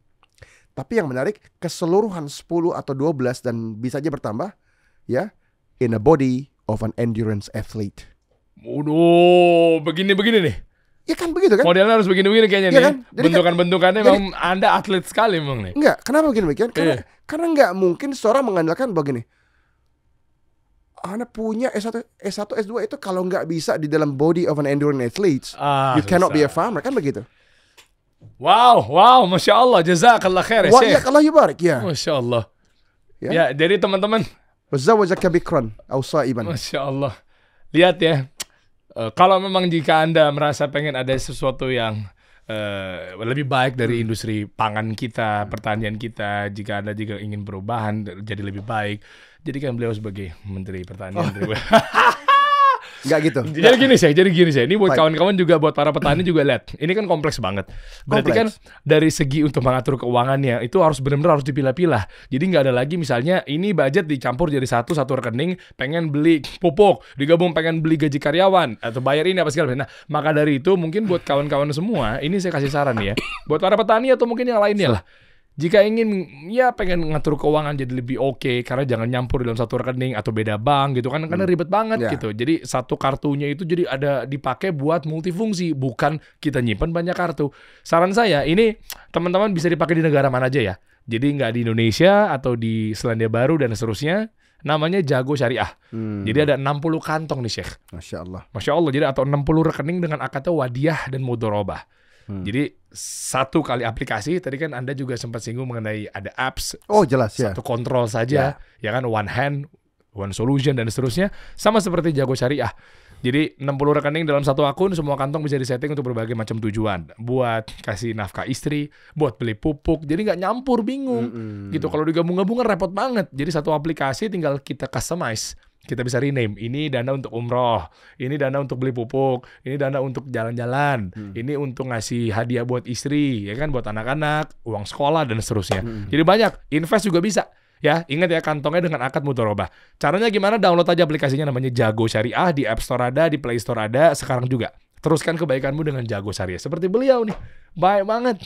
Waduh, pengen banget di negara kita ini petaninya betul-betul maju. Kita pengen maju karena ini memang benar-benar kedaulatan ada di sini. Gitu. Iya. Karena negeri kita ini kan subur ya, super. Ya, Masya Allah. Ya, air banyak. Ya. Tidak ada musim dingin. Iya. Jadi semua tumbuh terus gitu ya. Oke. Nah, cuman kita mesti memang benar-benar hitung. Jadi gini, dasarnya gini. Kalau kita ngitung, pupuk tadi mesti kita forecast. Ada budget yang kita katakan gini. Kita punya budget pupuk sekian setahun. Di Januari berapa, Februari berapa, kita template kan ya. Okay. Dan kita tentu setiap bulan ada namanya running variance di antara budget dengan actual. Iya. Gitu kan? Okay. Nah, jadi financial literacy lagi-lagi penting kan? Wah, iya nih. Karena tanpa financial literacy kita akan berpikir gini. Wah, ini kita jualan sapi nih. Satu sapi jual, wah gede, sapinya berapa? Sapinya katakan ya di Idul Adha misalkan.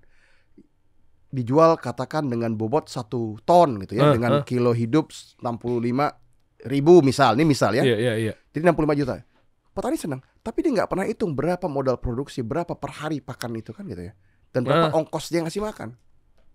Oh iya. Jadi kan kadang-kadang kita kan harus berhitung gitu. Jangan-jangan lebih bagus dia jual di kisaran 600-700 kilo, tapi nggak harus nunggu 6 tahun kan begitu. Oh iya. Kita pengen gede-gedean. Makanya kita juga lihat di New Zealand itu kita biasanya nggak lebih dari 2 tahunan untuk urusan sapi. Bukan besar-besaran. Karena kita nggak mau membawa sapi itu melewati 2 musim dingin gitu lah. Periode paling mahal. Oke. Gitu ya. Dan itu lagi bagus-bagus tuh dari segi kualitas ya, susunya ya. Ya. Nah, tapi kalau sapi susu beda. Sapi susu itu kita punya. Oh, ini ngomong beef yang dagingnya. Beef ya. Kalau sapi pra itu dia akan jadi produktif di usia 2 tahun pertama kali melahirkan dan punya range sampai 11 tahunan. Itu optimumnya. Wow. Ya. Nah, lagi-lagi di kita bahkan institusi yang besar seperti perusahaan-perusahaan besar ya Indonesia, mereka nggak punya tuh lifespan atau longevity ya, ketahanan umur sapi itu lebih dari 4-5 tahun. Terus? Jadi karena apa? Karena mungkin kurangnya nutrisi, badan yang kurus gitu ya. Sehingga sapi itu gagal hamil di usia 4 tahun, 5 tahun. Bayangkan ongkos yang kita keluarkan dari dia lahir anak, menjadi pedet, kemudian dihamilkan, 2 tahun dinunggu kan, duit habis. Terus ketika dia jadi induk, cuma dapat 2 apa 3 laktasi saja atau 3 musim saja. Sayang banget ya. Sangat rugi. Jadi ongkosnya sangat besar. Oke. Jadi industri ini memang industri yang paling kompleks lah. Makanya sampai hari ini bukan industri yang kita bisa katakan mana sistemnya kita replicate, nggak bisa. Ini justru kita katakan ini sistem satu hal, tapi keinginan dan goodwill untuk berada di lapangan dari pagi sampai sore itu mesti ada gitu kan. Iya. Dan kita harus benar-benar mampu menghitung berapa sih sebenarnya. Jadi kita punya budget kalau di New Zealand itu gini. Kira-kira per 1 kilogram input itu berapa ongkosnya? Atau begini deh. Kalau kita punya harga susu, katakan harga susu di pasar ini cuma katakan Rp8.000 per liter. Kita harus tahu Rp8.000 per liter itu, katakan listrik Rp10 misalnya. COGS-nya apa aja? In absolute term, gitu kan? Harus bisa. Dari 8.000 itu bisa menyelesaikan beban berapa banyak. Ya. Makanya kan rata-rata kalau nggak tahu kalau di New Zealand, di Amerika, di negara-negara maju yang lain itu cara nggak gaji pegawai itu dihitung persis. Darinya misalnya bangkunya berapa, tempat dia duduk itu dihitung. Persis. Iya kan? Jadi kita ketahuan nih, gaji dia nih pantasnya segini. Persis. Kenapa? Karena dengan hadirnya satu orang ini gue harus nyiapin bangku sekian, listrik lampu sekian, ya kan? Apa yang dia colok, dia nge-charge laptop dan seterusnya. Kayak begitu kalau mau rapi itu. Gitu. Segi keuangan. Dan para petani dan peternak harus dididik kan untuk bisa tahu demikian. Jadi jangan membelanjakan uang yang sejatinya sebenarnya itu beban atau ongkos yang mesti dia putar kembali gitu loh. Jangan merasa ini kelihatan posisi ada duit nih. maka kita belanjain. Jangan dulu sampai semua kebutuhan terbayarkan gitu loh ya. Wah, Dan dia mesti tahu dalam bulan ini apa, bulan kedepannya apa. Dan nanti harus ada running variance. Artinya actual dengan budget itu gimana? Kan nggak mungkin, apalagi kalau kita bicara dengan di industri peternakan dan pertanian, sangat tergantung atas atas curah hujan, kering atau tidak. Kalau hujan kapan kita mupuk, atau kalau kering kita harus beli suplemen makan tambahan, berarti ongkos beda gitu kan. Harga yang bergerak. Wow. Jadi moving parts-nya banyak gitu loh. Oh ini kalau dikelarin ya saking banyaknya kayaknya sampai subuh kita ngobrol nih ya. Tapi ini kayaknya rela nggak nih kalau memang ternyata Indonesia membutuhkan Anda untuk menjadikan pertanian jadi lebih baik? Lo kan Anda kan pilih tinggal di New Zealand apa di Indonesia? Jadi gini, gini. Gimana tuh? Alhamdulillah. Ketika kita bicara ilmu yang bermanfaat, tentu kita ingin masuk ke dalam kubur dengan ilmu yang bermanfaat. Iya Ya? dong. Jadi ilmu nafi'an ini memang suatu yang kita pastikan. Ya, investasi yang paling menguntungkan begitu ya. Iya. Dan gini loh Der, kita terkadang nggak mesti ada di negeri ini untuk memberikan sumbangsi gitu kan ya. Iya. Jadi di antara universitas yang tadi Anda sebutin, Anda rutin punya materi, punya kelas gitu ya untuk urusan itu gitu ya. Dan bila dimungkinkan ada waktu yang kadang-kadang kita juga masuk ke kampus-kampus tersebut ngajar biasa. Di mana aja sih? Ana yang ada hubungan baik Tadulako, Hasanuddin. Unhas tuh Makassar, Tadulako tuh di mana? Tadulako tuh di Palu gitu ya. Oke. Terus kita bicara di Tanjung Pura di Kalimantan Barat, Pajajaran, ada juga di Brawijaya, IPB. Pak Dokter ini bentar lagi bikin di Jambi, di Bengkulu, di Aceh, di Andalas, Padang, Unsud di Purwokerto ya. Ada beberapa lagi lah. Jadi pada dasar gini lah, kalau memang Allah izinkan dan waktunya bisa dicarikan, nih hari mana jago nyari-nyari waktu nih. Insya Allah nggak ada yang ada tolak. Oh iya? Ya, Insya Allah. Kita coba untuk memberikan untuk diskusi-diskusi. Dan banyak grup-grup lain, misalnya nanti ada petani muda, ada aplikasi ini. Kita coba gitu ya. Bisa di ini Teh Peggy, mungkin beliau sudah, kita nggak tahu kan kalau presiden memanggil kan, berarti untuk jadi Menteri Pertanian bisa tolong diatur aja waktunya katanya. Waduh, tentu itu sesuatu yang gaib itu ya. Itu sesuatu yang gaib tuh Der. Kita nggak tahu ya. Iya. Cuma Tapi kan memang kan kita lihat bahwa kita nih cemburu sebetulnya dalam arti yang baik. Bolehkan cemburu dengan hal yang baik. Ya. Jadi artinya ketika melihat dari Anda bisa ada insight, Sheikh bisa ada di New Zealand, bisa di sana, kita cemburunya di gini. Kan antum ini kan berarti kan darah daging Indonesia lah bisa dibilang. Alhamdulillah. Kan? Nah, dan kita bangga Der. Bangga makanya. Sangat bangga sebagai orang Indonesia. Nah, kenapa nggak coba untuk nggak maksa, ini kan pilihan lagi ya. Minimal 2 kaki lah, bantu juga yang ada di sini biar lebih. Kita gini ya.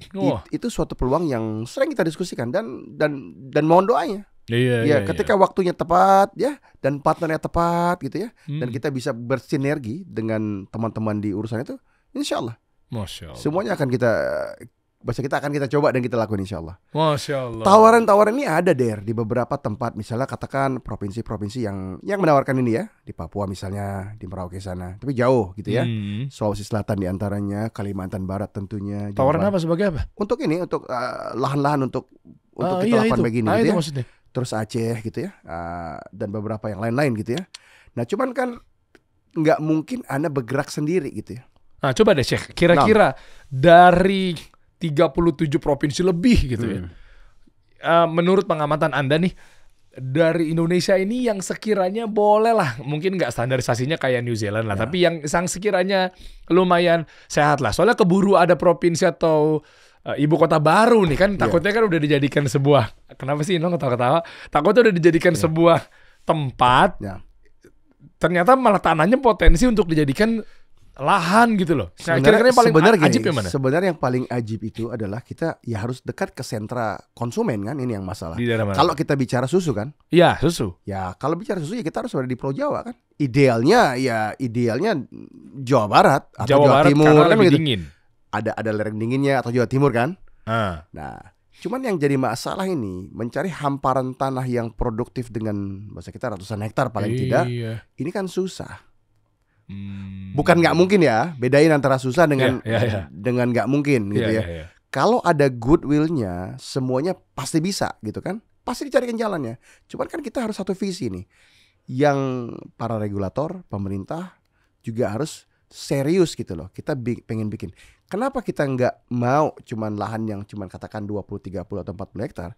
Karena beban produksi dari pakan yang terlampau tinggi. Tapi bisa bikin ibu kota baru katanya itu berapa ratusan triliun. Nah, persis ya. Kan bisa maksudnya. Bisa. Iya kan? Kan kalau kepengen pasti bisa. Iya, kalau pemerataan kan nggak harus bikin ibu kota baru. Maksudnya kan bisa jadi, kalau ini versi saya loh, saya kan nggak ngerti politik. Maksudnya kan, ya coba meratakan dari pinggir-pinggir desa-desa dibangun. Nggak harus tiba-tiba langsung ke situ. Berarti kan kalau berbicara uang sih harusnya kita punya. Oh, kalau uang sih pasti punya. Iya, kenapa? Kalau uang. Kan dari tadi Anda nggak pernah bicara uang. Anda goodwill kan? Goodwill, iya. Goodwill itu adalah suatu keseriusan atau suatu keinginan tinggi untuk menampilkan suatu visi kan gitu ya. Iya. Dan dia mesti dikunci. Karena kita tadi tahu masa kehamilan, besarnya sapi sekian tahun. Berarti kalau kita benar-benar serius, kita kunci gitu loh, bahwa ada program dasar untuk urusan pangan, ya, urusan pangan apapun itu. Ya, daging, susu gitu ya, sehingga kita bisa benar-benar katakan bahwa Republik Indonesia ini, Republik kita ini benar-benar serius menangani ini dan akan kita mulai. Jadi jangan pernah berpikir 30 tahun terlampau lama, tapi kita mulai hari ini. Mulai bener. Dimulai. Mulai. Ya, bismillah kita mulai. Bismillah tuh. Ya. Nah, antum udah pernah ketemu sama Pak Sudirman Said. Beliau juga mantan menteri kita, ya, di yang periode Pak Jokowi pertama tuh. Ya. Beliau juga fokus juga tuh di pertanian. Maksudnya kalau bisa ngobrol, nanti coba Anda satukan gitu ya, karena beliau juga sempat tanya juga, Der, ada nggak kawan-kawan lu nih yang serius di ranah pertanian gitu. Maksudnya kan karena kami ada concern ke sana juga gitu. Iya, kita sangat serius, Der. Karena memang tadi ya, kalau kita tadi ya di Fonterra ini dengan pasarnya yang ratusan negara, Indonesia ini sekarang di 5 atau 4 konsumen. Gitu ya. Negeri besar ya. Dan ini kita juga katakan gini, dengan konsumsi susu yang masih belum tinggi gitu ya. Nah, dengan produk-produk Fonterra yang ada di sini misalnya ada Enlin, ada Enmam, ada Anchor. Ya, ada Meadow Fresh, ada segala macam kan gitu ya. Nah ini yang banyak mengandung asam sulfat atau asam folat. Yang mana nih? Enggak, saya nggak tahu. Saya nggak tahu. Saya nanya. Siap. Hei, tenang saudara-saudara. Nggak saya nanya, kan tadi kan Anda menyebutkan Enmam, Prenagen, itu kan rata-rata kan ada asam folatnya. Jadi gini, bukan asam sulfatnya kan? Anda nggak tahu Prenagen ya, tapi kalau kita bicara gini. Yang asam folat itu yang mana, Syekh? Folic acid. Folic acid itu kan gini, itu tambahan. Oh, tambahan. Biasanya digunakan oleh ibu-ibu yang merancang kehamilan. Itu bener, namanya asam folat kan? Ya, folic acid ya. Bukan asam sulfat atau asam sulfur. Itu apa, Syekh? Enggak, Anda nanya. Iya. Sulfuric acid itu sesuatu yang berbahaya. Berarti nggak bisa buat ibu hamil. Kalau kita gunakan nih, kalau anak kita menggunakan sulfuric acid untuk ngebersihin tangki-tangki susu kita dengan menggunakan sulfuric acid. Nggak mungkin ibu hamil dikasih itu. Iya. Gimana sih? Kalau sulfuric acid ya. Tapi kalau folic acid itu adalah trace minerals yang kita gunakan untuk ibu-ibu yang ingin merancang kehamilan. Itu menjaga. Yang kita jaga apa? Untuk menjaga ini Down syndrome. Oh, itu juga. Ya bismillah, atas izin Allah tentunya ya. Masya Down syndrome. Allah. Sehingga juga cerebral palsy, lemahnya otak dan segala macam. Ataupun gini, tulang belakang yang spinal bifida. Spinal bifida itu gini, tulang belakang yang enggak terformasi secara sempurna. Tuh. Jadi teman-teman yang ingin gitu ya, ini kan ikhtiar dan ini bagi kita ini ibadah gitu ya. Masya Allah. Di antara wajibat insya Allah kalau kita bicara kebaikan itu kita berikhtiar gitu kan dengan barang-barang yang halal tentunya. Karena nanti ada formulasinya, sebagian produk ini ternyata tidak halal. Oke. Nah, Masya Allah. tapi kalau sulfuric acid itu abrasi gitu ya, itu untuk membersihkan tangki-tangki gitu ya. Hati-hati tuh, jangan salah kasih itu Ya, kan benar. Anda kan juga pakar Maka tadi Anda bilang kan? tadi kan definisi seorang petani saya pernah itu kita mesti tahu chemical, seed semuanya. Ya, tadi kan kita bahas tadi kan. Karena definisi itu yang mesti kita kembangkan, Der. Karena kalau seorang gini loh. Sayangnya cara kita mengajarkan anak-anak muda kita belajar gini. Seorang insinyur teknik sipil seharusnya bisa bawa bulldozer gitu ya. Bisa iya dong, kan dia orang sipil gitu kan ya. Nah, kami sarjana peternakan pertanian ini memang harus bisa karena kita punya lahan. Nggak mungkin cuma operator doang yang bisa. Jadi kalau bahasa kita nih bahasa gampangnya, jenderalnya mesti di depan. Tuh. Ya. Harus tahu medan. Ya. Harus tahu jenderal, berarti kan ada wakil juga harus dipilih yang betul-betul harus punya pengalaman yang panjang untuk apalagi dari sektor pertanian. Jadi kita nggak mungkin, jadi nggak gini ya. Dan ini kan mentality ya, Der, gitu ya, mentality. Jadi kalau kita lihat di New Zealand tuh misal gini, ada perusahaan katakan contracting, isinya katakan 100 ekskavator. Yang paling jago yang punya perusahaan. Harusnya begitu. Harusnya begitu. Iya. Jadi semua orang lihat kita, oh iya, nggak bisa. Yang mana lo nggak bisa? Ini gua ajarin lo bisa. Ya. Gitu kan? Jangan sampai kita apa bahasa kita gini, dikadalin lah gitu ya. Nah, sama urusan traktor, kita berhadapan dengan mesin-mesin terbaru dari urusan pertanian. Karena kalau nggak kita nggak punya productivity kan. Bagaimana caranya agar kita bisa nanam 6, 7, 8 hektar dalam 1 jam kan gitu. Ilmu nah, jadi investasi yang kita tanam ini nggak kebuang.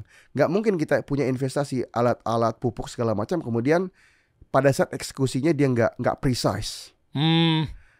Bahkan untuk planter aja ya, untuk nanam ini kita bisa punya planter yang bijinya seperti biji sawi itu bisa kita spacein dalam 5 cm. Perfect. Karena kita pengen dia mengasup nutrien secara benar gitu kan. Nah inilah investasi yang mungkin kalau bahasa kita gini ya, kalau pemerintah bisa lebih dukung insya Allah gitu ya. Amin. Dan kita ini juga gini ya, dan ini bagian daripada keimanan kita, Sunnah, kita dukung pemerintah agar bisa menyelaraskan program ini. Pasti kita dukung insya Allah. Ya. Kan? Kita bantu mana yang bisa kita bantu. Masing-masing pihak bisa jalan di sana ya. Kita doakan pemerintah insya Allah. Amin. Allah mudahkan semuanya gitu kan ya. Sehingga kita nih gini bisa jalan bareng. Satu bibit yang benar peletakan penanamannya persis gitu akan menghasilkan buah atau umbi yang besar. Tapi kalau kita terlampau rapat misalnya gitu kan tentu dia nggak bisa ngasup gitu nutrien daripada pupuk yang kita kasih. Nggak nyerap ya. Nggak nyerap. Dan kita juga hati-hati ya kalau kita naruh, mungkin ada aplikasi yang kita taruh pada saat penanaman, nanti ada lagi yang kita mulai tebar lagi kira-kira 6 minggu kemudian setelah tumbuhan sebesar ini, sehingga nggak ada yang kebuang. Kenapa penting? Menjaga lingkungan. Oke. Ya kan? Jadi nggak ada yang kita hasilkan. Masa kita gini, kita nggak akan bangga dengan hasil yang banyak, buah yang melimpah kalau dia merusak dan mencemari lingkungan. Jadi ada waste-nya. Waste pasti ada dong. Harus ada, tapi harus kita olah dong. Oke. Jadi masa kita gini, jangan sampai kita jadi peternak terus limbahnya dibuang ke sungai atau ke kali. Subhanallah. Ini suatu kerusakan, ini kezaliman. Ya. Kita harus mampu menciptakan sistem di mana dia diolah ulang, kemudian kita gunakan ya limbah itu untuk menjadi pupuk buat tumbuhan-tumbuhan yang kita tanam. Olah lagi dong. Nah itu juga kita hitung berapa konsentrasi. Jadi setiap kita punya tampungan kita akan hitung berapa nitrate-nya, berapa nitrogennya, berapa unsur-unsur fosfat dan potasium dalam setiap liter daripada limbah tersebut. Jadi ketika kita mengaplikasikan presisi, betul-betul yang dibutuhkan oleh pohon mangga misalnya, atau yang dibutuhkan oleh pohon yang nangka, rumput, tebu gitu ya, kita bisa gunakan itu. Dan itu mendaur ulang ini kebaikannya luar biasa karena kita juga bisa menghemat pupuk yang tadinya kita beli. Siapa yang diuntungkan dengan pupuk yang dibeli kemudian limbah dialirkan ke sungai? Alhamdulillah. Limbahnya ke sungai, pupuknya ke negara lain. Rusak, anak-anak nggak bisa lagi mandi, gitu ya, nggak bisa lagi bermain, yang membutuhkan air untuk arus transportasi misalnya sungai segala macam juga rusak.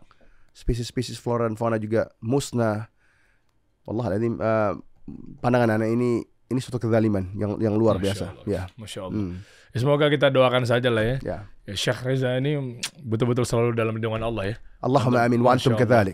Wa antum kadzalik. Ya biar Indonesia juga jadi lebih maju juga karena salah satu sahabat saya, guru saya bahkan mengatakan bahwa belum lama ini beberapa hari yang lalu di waktu malam itu dia mengatakan bahwa negara ini harus dibangun dengan serius, nggak bisa dengan main-main gitu loh.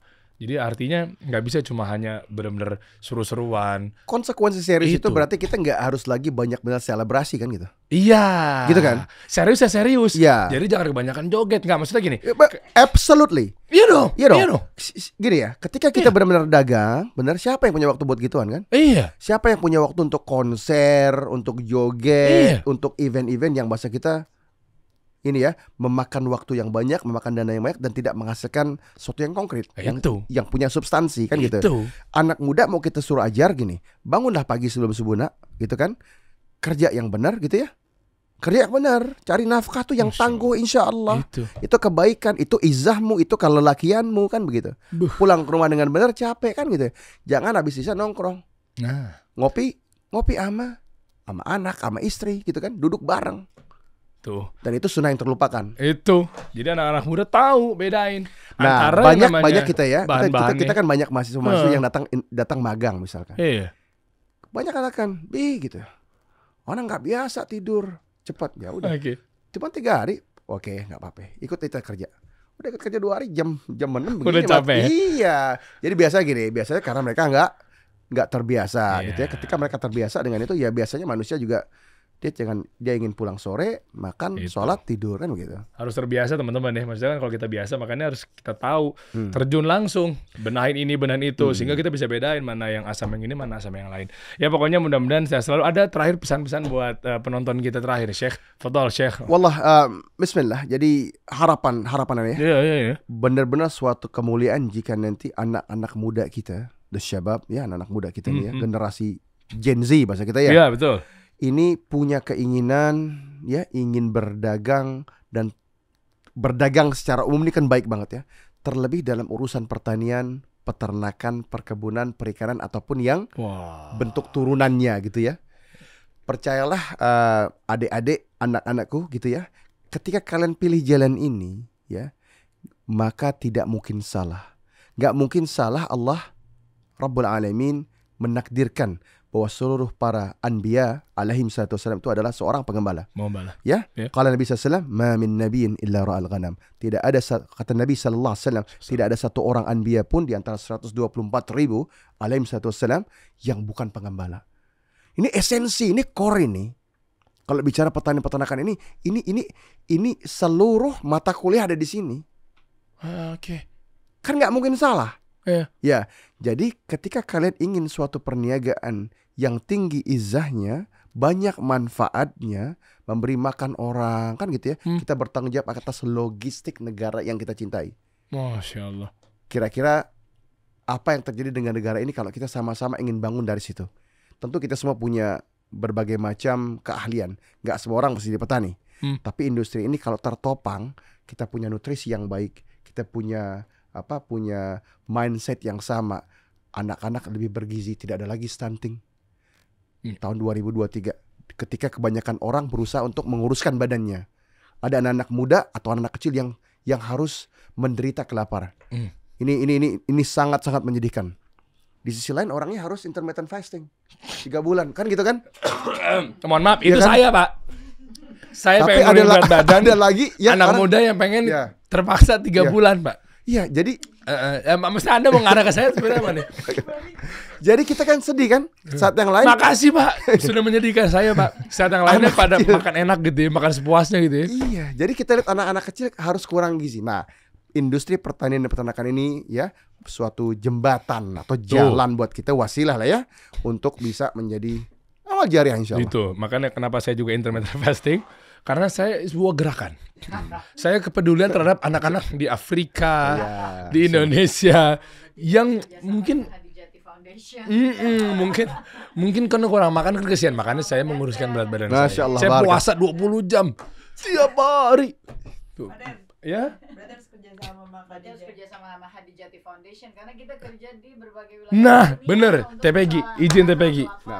Tuh, berarti saya saat nama pribadi saya ingin sekali ngobrol-ngobrol bertemu sama Hadijati Foundation ya, betul ya? Masya Allah, ingin support karena saya melihat bahwa jadi fasting nih ya. lifestyle, Syekh, lifestyle Anda pribadi untuk terlihat lifestyle tuh untuk penampilan itu ke nomor 19.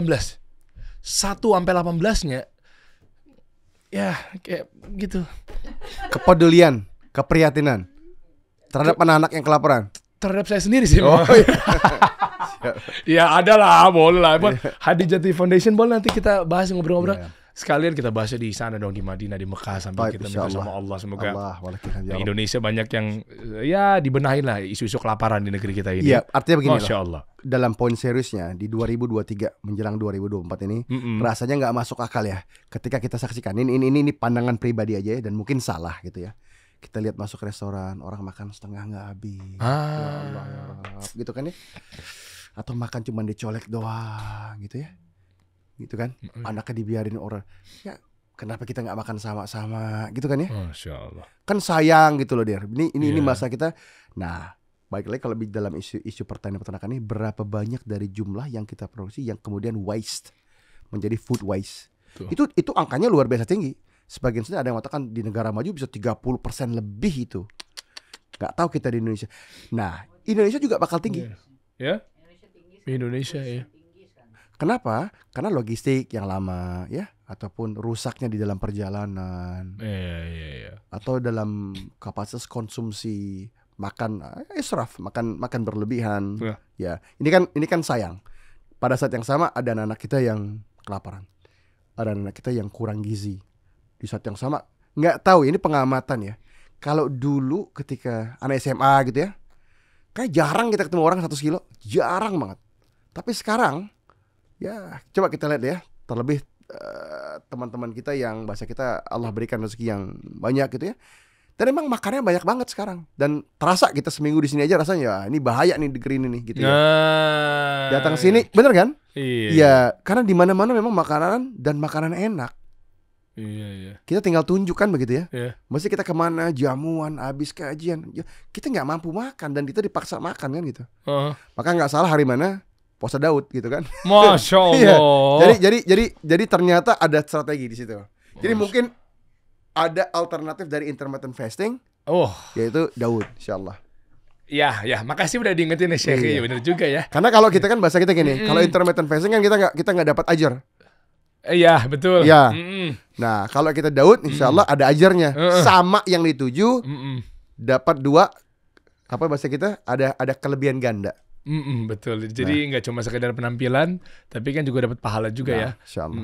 Ingat tuh Derry, ngomong sama diri sendiri aja, betul ya. Semangat. Jazakallah khairan, Allah yabarik fik. Masyaallah. Wa iyyak jazakallah khairan wa zawajaka bikran aw saiban. Ya, wa iyyakum. Nanti ayo kita boleh jalan-jalan bentar lagi ke New Zealand ya. Ana mau main sapi di sana ya. Boleh banget. Boleh, masyaallah ya. Insyaallah. Kita kasih solusi.